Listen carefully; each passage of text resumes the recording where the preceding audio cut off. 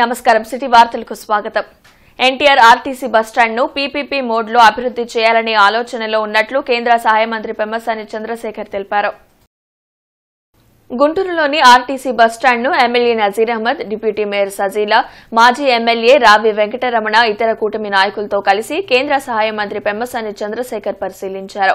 ప్రయాణికులకు అందుతున్న మౌలిక వస్తువులపై ఆరా తీశారు. దాదాపు 20 ఎకరాల్లో ఉన్న ఆర్టీసీ బస్టాండ్లో ఖాళీగా ఉన్న స్థలాన్ని సద్వినియోగం చేసుకోవాల్సిన అవసరం ఉందని పెమ్మసాని తెలిపారు.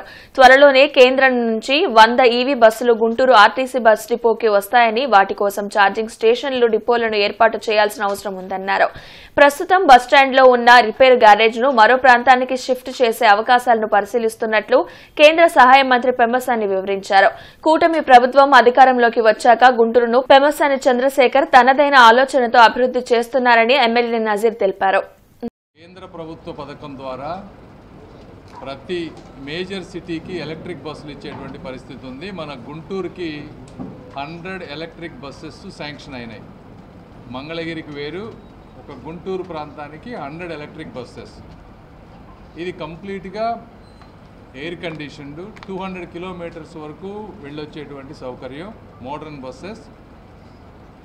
ఇది పీపీపీ మోడ్లో సెంట్రల్ గవర్నమెంట్ వయబిలిటీ గ్యాప్ ఇచ్చి ఒక్కొక్క కిలోమీటర్కి దాదాపుగా అప్రాక్సిమేట్గా ఒక 25 రూపాయలు ఎక్కడైతే డెఫిసిట్ పడుతుందో అది సెంట్రల్ గవర్నమెంట్ పే చేస్తుంది.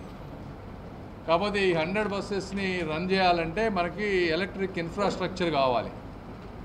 ఎలక్ట్రిక్ ఇన్ఫ్రాస్ట్రక్చర్ 100 బస్సెస్కి వాళ్ళు 5 ఎకర్స్లో ఛార్జింగ్ స్టేషన్స్ ఇవన్నీ పెట్టమని చెప్పి 52 buses only Guntur to Vijayawada non stop బస్సులు ఉన్నాయి. గతంలో రివ్యూ జరిగినప్పుడు స్థానిక శాసనసభ్యుడిగా నేను కూడా మంత్రి గారి దృష్టికి తీసుకొని వెళ్ళడం జరిగింది. ముఖ్యంగా గుంటూరు విజయవాడ మధ్యలో ఉన్నటువంటి ప్రతి బస్సు కూడా ఈవీ బస్సు చేయాలని చెప్పి ఒక ప్రతిపాదనను ఆ రోజు పెట్టడం జరిగింది. ఈరోజు కేంద్ర మంత్రి వర్యులు దాని మీద పూర్తిగా దృష్టి సారించడం, కేంద్రంలో వచ్చినటువంటి పథకాన్ని పూర్తిగా గుంటూరు వాస్తవుడిగా, గుంటూరులో ఉంటున్నటువంటి పార్లమెంట్ సభ్యుడిగా ఈ బస్టాండ్ మీద ప్రత్యేక దృష్టి సారించి ఇక్కడ అవసరమైనటువంటి కార్యక్రమాలతో పాటు దీన్ని రెవెన్యూ పరంగా కూడా ముందుకు తీసుకొని వెళ్ళేటువంటి క్రమంలో ఒక ముందు చూపుతో ఈరోజు పీపీపీ మోడ్లో రాబోయేటువంటి రోజులు అభివృద్ధి చేయాలనే ఆలోచన చేయడం చాలా గొప్ప విషయం. ప్రపంచ మహిళా దినోత్సవం సందర్భంగా ఎస్హెచ్ఓలో మహిళలకు ప్రత్యేక ఆరోగ్య పరీక్షల శిబిరం ఏర్పాటు చేశారు. బ్రాడీపేట ఎస్హెచ్ఓలో శాస్త్రీయ అవగాహన సదస్సులు, ప్రత్యేక వైద్య శిబిరాలు డాక్టర్ సేవా కుమార్ ఏర్పాటు చేశారు. ప్రముఖ మహిళా వైద్యురాలు డాక్టర్ పద్మజ మీడియాతో మాట్లాడారు. అంతర్జాతీయ మహిళా దినోత్సవం సందర్భంగా ఎస్హెచ్ఓలో మార్చి 31 వరకు మహిళలకు క్యాన్సర్ స్క్రీనింగ్ పరీక్షలు తక్కువ ధరలో నిర్వహించనున్నామని అన్నారు. 9 సంవత్సరాల నుండి 65 సంవత్సరాల వరకు ఎవరైనా వ్యాక్సిన్ వేయించుకోవచ్చని సూచించారు. మహిళలందరూ క్యాన్సర్ స్క్రీనింగ్ పరీక్షలు చేయించుకొని తమ ఆరోగ్యం కాపాడుకోవాలని డాక్టర్ పద్మజ విజ్ఞప్తి చేశారు. అంతర్జాతీయ మహిళా దినోత్సవం సందర్భంగా మా హాస్పిటల్ ఎస్హెచ్ఓ తరఫున ఇద్దరం సంయుక్తంగా ఆడవాళ్ళకి క్యాన్సర్ స్క్రీనింగ్ టెస్టులు అంటే ప్యాప్స్మియర్ టెస్టు, అల్ట్రాసౌండ్, మ్యామోగ్రాము అతి తక్కువ ధరలకే ఈ నెలంతా సుమారుగా మార్చి 1 నుంచి మార్చి 31వ తేదీ వరకు తక్కువ రేట్లకే ఇవ్వడం జరుగుతుంది. దాంతో పాటుగా క్యాన్సర్ సర్విక్స్ నివారణకి వాడే హెచ్పివి వ్యాక్సిన్ కూడా తక్కువ రేటుకి అందజేయటం అవుతుంది. ఇది ఒక్కొక్క డోసు 1500 రూపాయలకి మేము నో ప్రాఫిట్ నో లాస్ ప్రకారంగా ఇవ్వటం జరుగుతుంది. శ్రీ కల్పతరు వారి నూతన సంస్థ శ్రీ కల్పతాత్రి టౌన్షిప్ నూతన కార్యాలయాన్ని టీడీపీ పాలిట్ బ్యూరో సభ్యులు టీడీ జనార్దన్, ఎమ్మెల్యే బూర్ల రామాంజనేయులు ప్రారంభించారు. జేకేసీ కాలేజీ రోడ్డులో శ్రీకల్పధాత్రి టౌన్షిప్ నూతన కార్యాలయం ప్రారంభోత్సవం కార్యక్రమంలో టీడీపీ పాలిట్ బ్యూరో సభ్యులు టీడీ జనార్దన్, ఎమ్మెల్యేలు బూర్ల రామాంజనేయులు, తెనాలి శ్రావణ్ కుమార్, ఎమ్మెల్సీ ఆలపాటి రాజా, ఐలాపురం వెంకయ్య ముఖ్య అతిథులుగా పాల్గొన్నారు. ఈ సందర్భంగా వారు మాట్లాడుతూ 40 సంవత్సరాలుగా రాజవరపు రవి ఎన్నో వెంచర్లు వేసి ప్రజల మన్ననలను పొందారని అన్నారు. గత ప్రభుత్వ హయాంలో రియల్ ఎస్టేట్ వ్యాపారం మూలన పడిందని తెలిపారు. మరలా కూటమి ప్రభుత్వం అధికారంలోకి రాగానే వ్యాపారం పుంజుకుందని వెల్లడించారు. ఈ కార్యక్రమంలో 56వ division corporators Smita Padmaja, TV Subbarao, Sridhar, YV Nageswararao, Maddi Subbarao తదితరులు పాల్గొన్నారు. ఈ యొక్క వ్యాపార రంగంలో మరి ముఖ్యంగా విలువైన భూములకి కానీ ఆ భూములని మార్కెటింగ్ చేసే విషయంలో కానీ ఎక్కడ కూడా ప్రభుత్వం యొక్క ఏ విధి విధానాలు అయితే ఈ రియల్ ఎస్టేట్లో రూపొందించినాయో వాళ్ళు ఎక్కడ కూడా డైవర్షన్ లేకుండా, ఎవరికి కూడా ఇబ్బంది కలగకుండా, ఇది బెనిఫిషరీకి కానీ అటు రైతుకి కానీ ఎవరికి ఇబ్బంది లేకుండా అందరి మనల్ని పొందినటువంటి వ్యక్తి కల్పతరు రవి. రియల్ ఎస్టేట్ సంస్థ గతంలో కూడా అనేక వెంచర్స్ వేశారు. ఇప్పుడు గుంటూరులో మరొకసారి ఈ కార్యక్రమాన్ని ప్రారంభించారు. రాజవరపు రవి గారు నాకు చాలా కాలంగా తెలుసు. వారి నిజాయితీతో, నిబద్ధతతో, అంతేకాకుండా ఎవరికి ఇబ్బంది పెట్టకుండా ఉండే మనస్తత్వం కలిగిన వ్యక్తి. అటువంటి వ్యక్తి రియల్ ఎస్టేట్లో చాలా కాలం నుంచి ఉన్నారు. అన్ని చోట్ల ఇక్కడ హైదరాబాదు, ఇతర ప్రాంతాల్లో కూడా సక్సెస్ఫుల్ రియల్టర్ అయిన కొనుగోలుదారులకు ఎవరికి ఏ రకమైన ఇబ్బంది లేకుండా చూడగల మనస్తత్వం కలిగిన వాడు. అంతేకాకుండా అందరికీ అందుబాటులో ఉన్న ధరల్లో హౌసింగ్ కార్యక్రమాన్ని నిర్వర్తిస్తారని. శ్రీ కల్పదాత్రి టౌన్షిప్ కార్యాలయ ప్రారంభోత్సవం జరగడం గుంటూరు జిల్లాకే కాకుండా ఈ రాష్ట్రానికి, ఈ దేశానికి కూడా గర్వకారణం.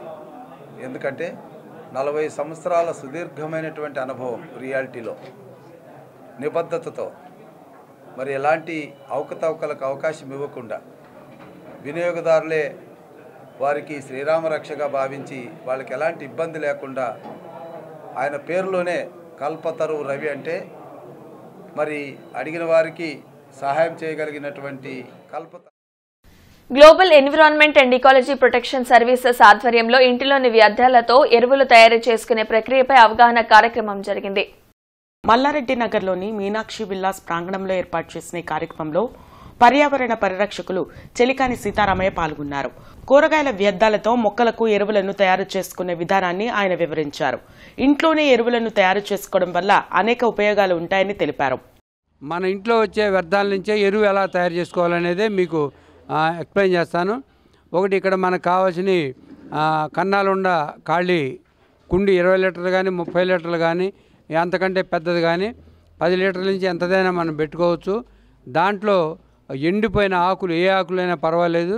తర్వాత మన ఇంట్లో వచ్చే కూరగాయల వ్యర్థాలు, తర్వాత ఇది తొందరగా డీకంపోజ్ అవటానికి దానికి ఒక పౌడర్ ఉంటుంది, డీకంపోజ్ పౌడర్ అని. ఆ పౌడరు, ఆ తర్వాత ట్రైకోడర్మా విరిడి, సూడోమోనాసు, పొగాకు పిండి, వేపపిండి, విప్పపిండి, గానుగ పిండి, ఇటువంటివన్నీ కలిపిన ఒక పౌడర్ ఉంటుంది. ఏంటి, తర్వాత గార్డెన్లో తీసేసిన మట్టి. ఈ మట్టిని మనం మళ్ళీ ఉపయోగకరంగా మార్చుకోవడానికే ఈ ప్రక్రియ చేపట్టాం. మహిళా సాధికారతకై మానవత కృషి అమోఘమని DRDA project director TV Vijayalakshmi అన్నారు. స్వయం ఉపాధి కొరకు మహిళలకు శిక్షణ తరగతులు నిర్వహిస్తున్న మానవతా స్వచ్ఛంద సేవా సంస్థను DRDA project director TV Vijayalakshmi అభినందించారు. ఆర్య సమాజం సమావేశ మందిరంలో మానవతా ఆధ్వర్యంలో జరిగిన అంతర్జాతీయ మహిళా దినోత్సవ వేడుకలకు ఆమె ముఖ్య అతిథిగా హాజరై ప్రసంగించారు.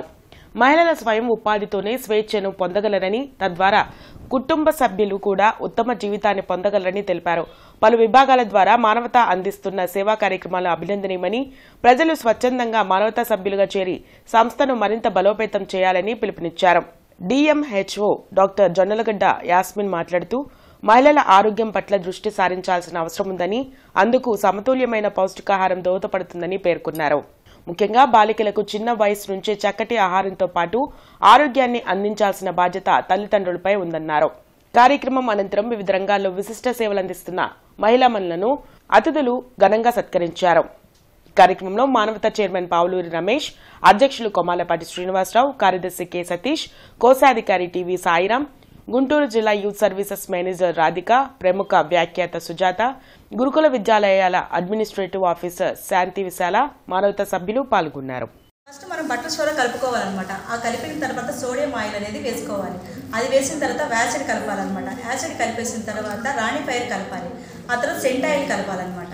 సెంట్ ఆయిల్ కలిపేసిన తర్వాత కలర్ బాల్స్ వేసేసిన తర్వాత పూర్తిగా కంప్లీట్ అయిపోతుంది. మనం తీసుకొని ప్యాక్ చేసుకోవచ్చు. ప్రతి ఐటమ్ వేసినప్పుడు నీట్గా మిక్స్ చేసుకోవాలి.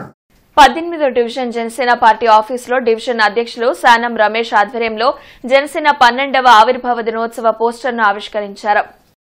ఈ కార్యక్రమానికి డివిజన్ అధ్యక్షులు అందరూ పాల్గొన్నారు. ఈ సందర్భంగా మార్చి 14న ఆవిర్భావ దినోత్సవ చిత్రాడ సభ సన్నాహక ఏర్పాట్ల కార్యాచరణ గురించి చర్చించారు. జనసేన పార్టీ ఆవిర్భావం నాటి నుంచి కష్టపడి పనిచేసిన కార్యకర్తలకు మంచి భవిష్యత్ ఉంటుందని డివిజన్ అధ్యక్షులు రమేష్ తెలిపారు.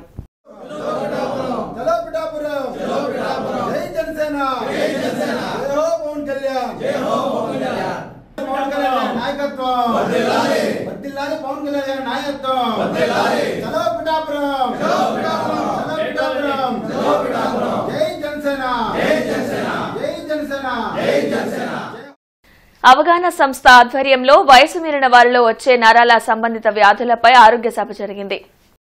అరండల్పేటలోని అవగాహన సంస్థ కార్యాలయంలో జరిగిన ఆరోగ్య సభలో senior neurologist doctor K Neeraja పాల్గొన్నారు. ఈ సందర్భంగా ఆమె మాట్లాడుతూ వయసు మీరిన వారిలో ఎక్కువగా నరాల సమస్యలు వస్తాయని అన్నారు. దానివల్లనే పక్షవాతం బారిన పడే అవకాశం ఉందని హెచ్చరించారు. వయసు మీరిన ప్రతి ఒక్కరూ ఆహార నియమాలు పాటిస్తూ మానసిక ఒత్తిడిని తగ్గించుకోవాలని సూచించారు. ఈ కార్యక్రమంలో రిటైర్డ్ టెలికాం జేసీ రామిరెడ్డి, కనకయ్య నాయుడు, ఎంవి సాయిరాం, కొండా శివరామిరెడ్డి తదితరులు పాల్గొన్నారు. వయసు పెరిగే కొద్దీ నరాల ప్రాబ్లమ్స్ అనేవి కామన్గా వస్తుంటాయి. మామూలుగా రిటైర్ అయిపోయి ఇంకా లైఫ్ ఎంజాయ్ చేద్దాం అనే టైంలోనే మనకి రోగాలు అనేవి స్టార్ట్ అవుతాయి అన్నమాట. సో మనకి మెయిన్గా మనం చూసే నరాల రోగంలో అందరికీ తెలిసింది ఏంటి అంటే పక్షవాతం. సో ఉన్న రోగాల్లో పక్షవాతం అనేది చాలా ఇబ్బంది పెట్టింది. తిరుగుతున్న మనిషిని హఠాత్తుగా మంచం మీదకి తీసుకొస్తుంది అన్నమాట. కాబట్టి కొన్ని మనం ముందే ప్రివెంట్ చేయగలం చాలా వాటిని. లైఫ్ స్టైలు, మనం తినే తిండి, మనం స్ట్రెస్ తగ్గించుకోవడం, సరైన మెడికేషన్స్ వాడడం, షుగరు బీపీ కంట్రోల్ చేసుకోవడం, ఎక్సర్సైజెస్ అవన్నీ సరిగ్గా చేసుకోవడం, ఇట్లాంటివన్నీ మనం చేసుకుంటే ఎన్నో రోగాల్ని, నరాల రోగాల్ని ముందే అరికట్టవచ్చు. సో దానికి సరైన ఎడ్యుకేషన్, నరాల గురించి ఎడ్యుకేషన్ ముందే ఉంటే చాలా మంచిది.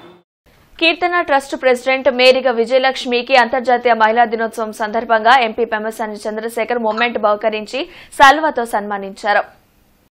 నో ప్లాస్టిక్ మూవ్మెంట్ ని ప్రజల్లోకి మరింత విస్తృతంగా తీసుకెళ్లాలని సూచించారు. నో ప్లాస్టిక్ మూవ్మెంట్ లో భాగంగా ఆమె క్లాత్ బ్యాగ్స్ ని రైతు బజార్, కూరగాయల మార్కెట్, గృహిణులకు పంపిణీ చేశారు. అలాగే స్కూల్స్ లో నో ప్లాస్టిక్ పై అవగాహన కల్పించారు. కూరగాయలు, సరుకులు కొనాలంటే ప్లాస్టిక్ ని వాడకుండా క్లాత్ బ్యాగ్లను వాడాలని చెప్పి సూచించారు.